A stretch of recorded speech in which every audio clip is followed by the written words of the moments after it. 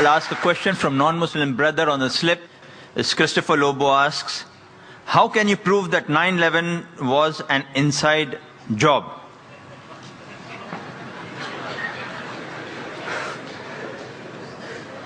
Brother Lobo has asked that how can I prove 9/11 was an inside job? I have got the proofs, I can repeat the proof, it has been proven by other people. Just a few days back, there was an article that came in the newspaper that 75 professors of US, they say, they believe that 9/11 was an inside job. And in the article, it was mentioned, it came in Times of India, I think on the 7th of September. It says that 75 professors and scientists belonging to different universities from different parts of US, they believe that 9/11 was inside job. And they say that there were some politicians in White House who have engineered the destruction of the Twin Towers. And they say the main reason was so that they could attack and they could have control of the oil-rich countries. Open secret, I told you. One of the professors by the name of Steve Jones, he says that we do not believe that 19 hijackers and a few men in the cave in Afghanistan could have done such a professional job alone. They could not have done it. We don't believe. And by God, we are going to come to the truth and we are going to expose. We don't believe in the theory of the government. They don't believe in the theory of the government. And he further goes on to say that we as being professors and scientists, we know that the steel beam of the Twin Towers, they couldn't have melted at the temperature at which the jet fuel was there. And there were systematic bomb explosions which caused this to come down. Otherwise, it cannot come down. There are many tapes. There are many books written against it. I happen to watch many of them. I even happened to watch the video recording of this Professor Steve Jones. And yesterday's paper, we get another news. 3 days later, Professor Steve Jones sent on a paid leave. Imagine, paid leave. There are many tapes. If you happen to watch one of the tapes by the name of Loose Change, 9/11, it was done by a young American of 21 years old. He makes a 1 hour documentary. There are many are there. This 9/11 documentary, it has collected clips from the various, of CNN, of Fox Channel, all the news clipping, he took interviews, etc., and made a 1 hour documentary. And then he says that people who saw the airplane, they said, it cannot be a passenger carrier. It looked like a military plane. It didn't have any windows.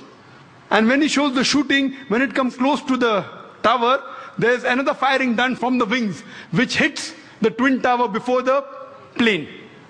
Then further he goes on to prove, he says that he had statements of the management, the construction company, which had constructed the Twin Towers. They said, it's impossible.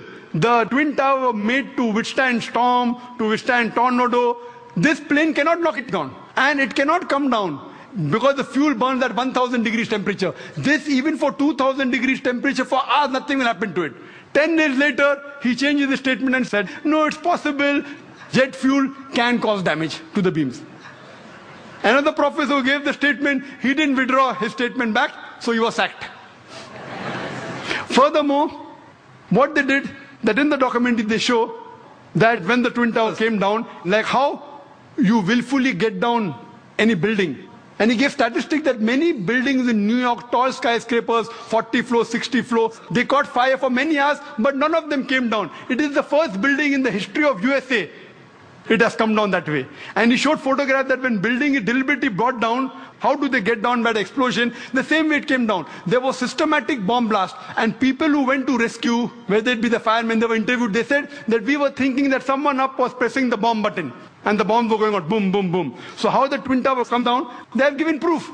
Furthermore, they say that all the proofs given by the government, they analyzed. They said 19 hijackers, some of them, they were trained as flying off the plane. They went to the university and they interviewed the professors. Do you think that this person can do such an act? Impossible. The way the plane took a turn, and I have personally spoken to senior pilots who have flown big Boeings and Airbuses for several years. They said it's impossible to take such a turn. And imagine just a new person, a few hundred of us takes a turn. What the experts say, it has to be a military plane. Furthermore, information given by the government, phone calls were there. Phone calls. phone call said that they said the passenger in the plane, they claimed that they were hijacked. One of the phone calls was by a flight attendant. She says that buildings, water, my God, my God. She's been flying for 12 years. Hasn't seen buildings in New York.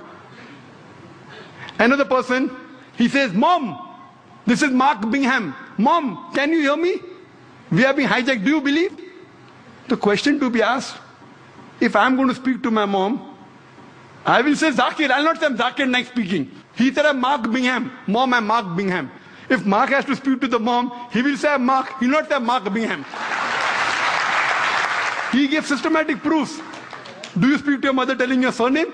So all the proofs, all the phones were taped down, and then he did a survey that can the mobile phone work at 32,000 feet. When a survey was done at 4,000 feet, the chances of mobile working is 0.4%. At 8,000 feet, it is 0.1%. And 32,000 feet, it is 0.006%. 0.006. There's no chance. And the documentary says that today, USA is spending millions of dollars to reach mobile at that height. In 2001, they did it. Then there are many documentaries. Then the documentary says that there are black boxes. Every plane has got 2 black boxes. And the black boxes can withstand a temperature of 3,000 degrees centigrade for several hours. And in just 1,000 or 2,000 degrees, all the black boxes have been destroyed. He goes on systematically. And immediately, after a couple of weeks, Osama bin Laden, he gives an interview on the Ummah magazine. And he says that I am a Muslim, I will not lie. According to me, killing innocent women is prohibited, it is wrong. Killing innocent children is wrong. Killing any innocent human being is wrong, and Islam condemns it. Osama bin Laden giving an interview and saying that. A couple of days back, you get a video clipping from Al Jazeera. Osama bin Laden training 9/11. Because 75 professors say it's an inside job, now they manipulate, and after 5 years they're showing on the television. Why? So here we realize everything, it was inside job. And these 75 professors, they have promised, by God, we will come to the bottom of it. Regarding the second attack at Pentagon. At Pentagon, when the airplane crashed, there was no scraping on the grass. Nothing. Only a hole in the Pentagon. And the hole was only equal to the body of the plane. And we see a crater, and they showed on the television. But when the wings went, the wings weren't seen outside, neither were the window panes damaged of the Pentagon. If a plane body goes in and the wing stays out, either the wing will remain outside or the window pane will damage. The building was intact. So how could only in the circumference of a body of a plane, how can the wings go in as well as the tail? I mean, it's fabricated. The people who said that, the plane went just 40 feet above my head. Today science tells us that if Boeing is flying at 40 feet above your head, that car will fly away.